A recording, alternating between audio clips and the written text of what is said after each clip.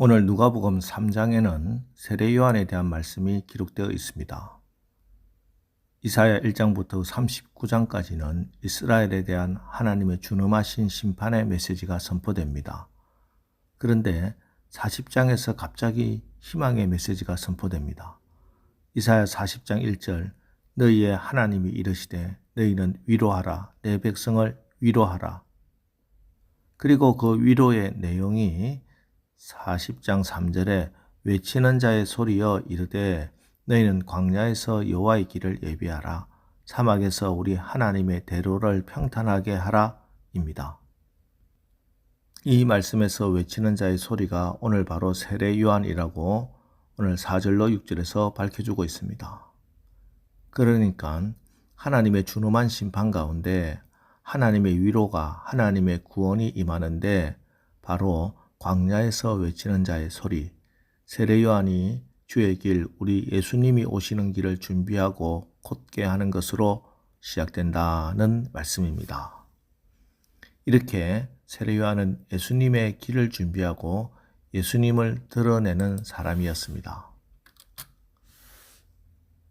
자, 그럼 우리 예수님이 오시는 길을 준비하고 곧게 하는 그런 삶이란 구체적으로 뭐냐? 1절과 2절 말씀을 보시겠습니다.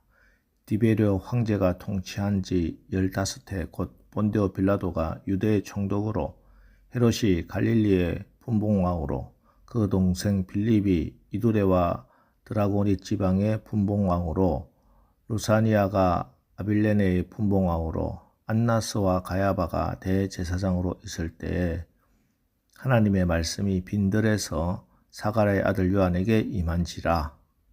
자, 이 말씀은 그 당시 권력을 가진 사람들이 살고 있는 장소를 말하고 있습니다. 권력의 최고의 정점에는 티베리우스 황제가 있습니다. 로마의 황제니까 로마에 살고 있겠죠. 그리고 그 아래 로마 황제가 파송한 총독 빌라도가 있습니다. 당시 로마는 남부 유럽과 아프리카 북부 그리고 중동 아시아 전체를 다스리고 있었던 세계 최강의 나라였습니다. 땅덩어리가 엄청 크지요. 그래서 당시 로마는 본국은 황제가 다스렸고 다른 점령지는 총독을 보내서 다스리게 했습니다. 예수님 당시에는 13명의 총독이 있었다고 합니다. 그 총독 가운데 이스라엘이 포함된 수리아 지역을 다스리던 총독이 바로 본디오 빌라도였습니다. 빌라도는 지중해 연안 가이사랴에 관저가 있었고 또 예루살렘에도 관저를 두고 있었습니다. 그 아래 분봉왕인 헤롯들이 팔레스타인 지역을 세 갈래로 나누어 통치하고 있습니다. 또 종교 권력가들이 있습니다. 안나스와 가야바로 대표되는 대제사장들입니다.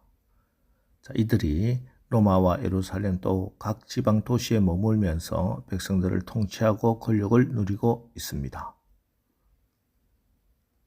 우리나라에도 말은 태어나면 제주도로 보내고 사람은 태어나면 서울로 보낸다는 속담이 있는 것처럼 그 당시 사람들도 성공하기 위해서는 황제가 있는 로마를 가지 못한다면 예루살렘에라도 가서 헤롯에게 혹은 종교 권력에 기생해서 한 자리라도 차지하려고 했습니다.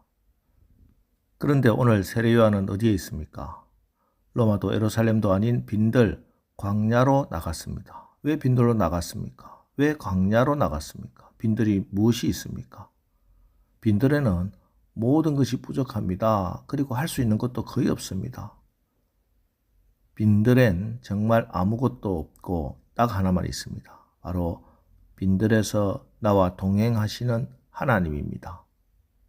그래서 빈들 광야는 하나님의 은혜로만 살아갈 수 있는 곳입니다. 하나님의 은혜가 아니고선 단 하루도 살 수가 없는 곳이 광야입니다.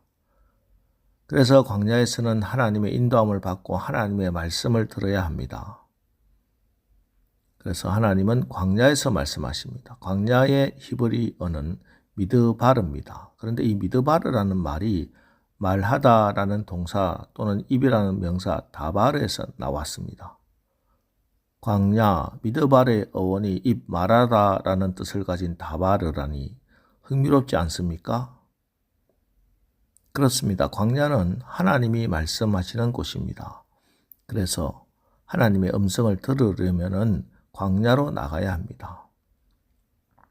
오늘 세례 요한이 왜 광야로 빈들로 나갔습니까? 광야에서 살아계신 하나님의 말씀을 듣기 위해서 광야로 나간 것입니다. 이렇게 세례 요한은 세상의 권력을 쫓아가는 사람이 아니었고 하나님의 말씀을 따라가는 사람이었기에 말씀이 그를 휘감았고 하나님의 말씀의 능력을 받게 된 것입니다.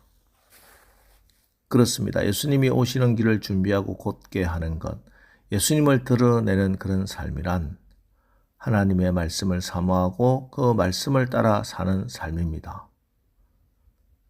여러분, 세상을 따라가고 사람을 따라가다 보면 결국 그 사람에게 이용당하고 버림받습니다. 이것이 세상의 법칙입니다.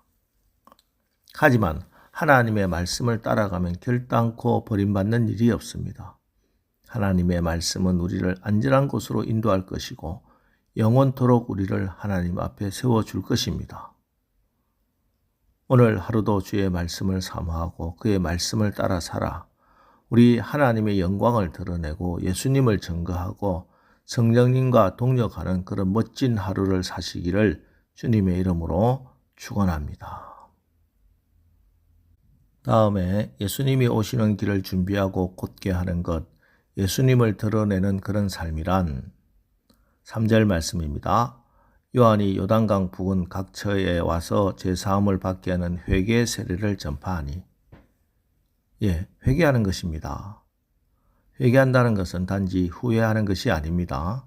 하나님 나라 백성으로 신분이 나라가 왕이 바뀌는 것입니다.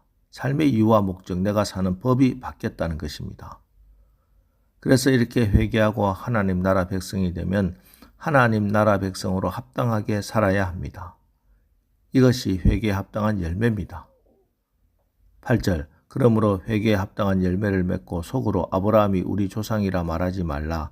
내가 너희에게 이르노니 하나님이 능히 이 돌들로도 아브라함의 자손이 되게 하시리라.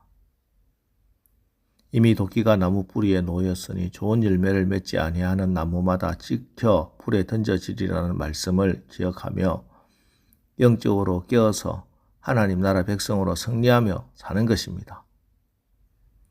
이렇게 회개할 때 우리 가운데 하늘의 문이 열리고 성령이 임해 주시는 것을 보여주시고자 우리 예수님이 세례를 받으셨습니다. 죄 없으신 우리 예수님이 왜 세례를 받으셨습니까? 우리가 회개하고 세례를 받을 때 하늘 문이 열리고 성령이 임해 주신다는 것을 보여주시기 위함입니다. 그리스도 예수 안에 있는 생명의 성령의 법이 죄와 사망의 법에서 여러분을 해방했음을 믿으시기 바랍니다.